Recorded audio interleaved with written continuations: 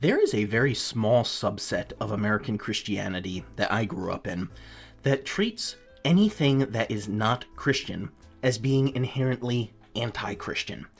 And people, especially like me, who were interested in pop culture or even just in studying other religions and belief systems, would often be chastised with verses like Romans 16:19, saying that we should be ignorant of the things of the world and we shouldn't even know about them. We shouldn't even be interested in them.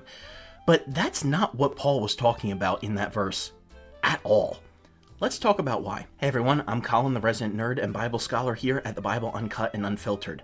Let's start by looking at what Romans 16:19 actually says. Paul is writing to the church at Rome, and he says, "Everyone has heard about your obedience, so I rejoice because of you. But I want you to be wise about what is good and simple concerning evil."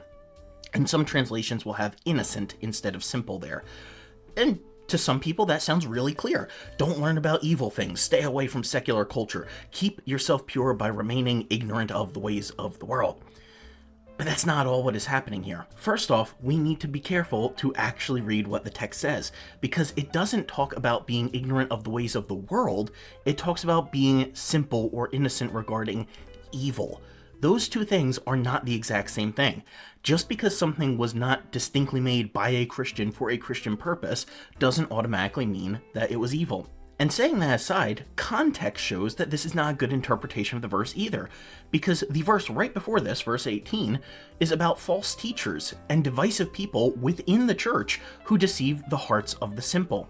Not people from outside the church who are trying to destroy Christianity, but people within the church who are taking advantage of naive people and teaching wrong doctrines. Paul is literally warning them about people who prey on the naive, and then immediately after warning them about this deception, says to be wise about what is good and innocent about what is evil. Now, here's where it gets interesting.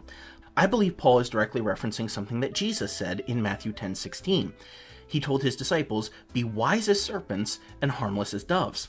Similar wording pattern. Wise about one thing, being innocent or harmless about something else. And I also think that Jesus was hyperlinking all the way back to the garden story when he mentioned being wise as serpents. And if you don't believe me, Paul makes the connection even more explicit in the very next verse, Romans 16:20, where he says that the God of peace will soon crush the Satan under your feet. Serpent imagery from Genesis 3 again. This is not a coincidence. Paul is deliberately connecting Jesus' words about the serpent with the original Nakash serpent from Eden. But here's what matters. Look at the context of Matthew 10.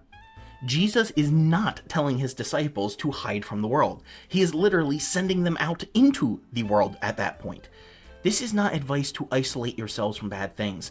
This is advice for how to navigate bad things that you are absolutely going to encounter, because sometimes life sucks. So let's get back to Romans 16. Paul just warned about deceivers in verse 18 who prey on the naive. And then in verse 19, he says to be wise about good and simple about evil. He is not saying don't know about evil things. He's saying that these people are being ignorant about the wrong things. They are focused on minor issues while being deceived about more important stuff. You need to be wise, knowledgeable, discerning about what is actually good, and innocent in the sense of not participating in evil. The word translated simple or innocent doesn't mean unaware of.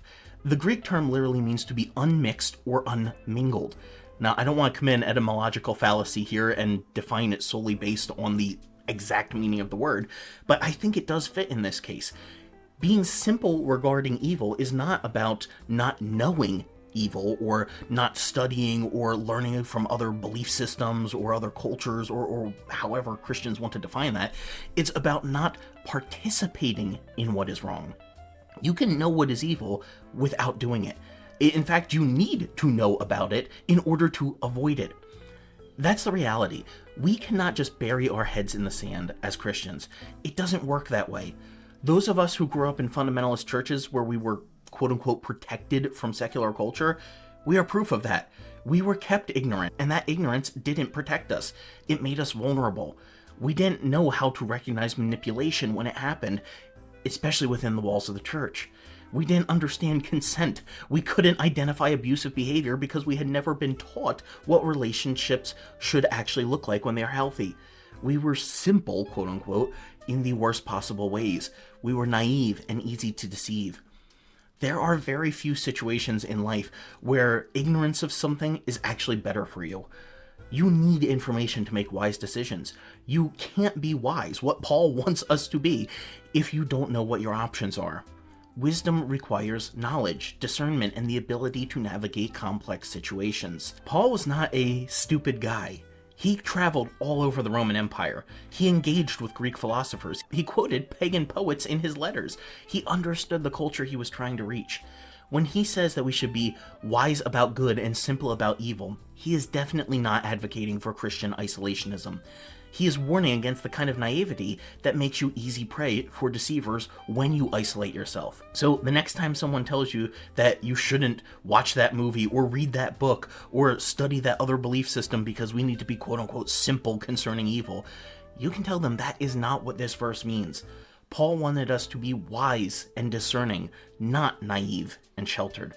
He wants us not to participate in evil, not to be ignorant of it. There is a huge difference, and confusing the two has done real damage to a lot of people who were kept innocent when they should have been made wise.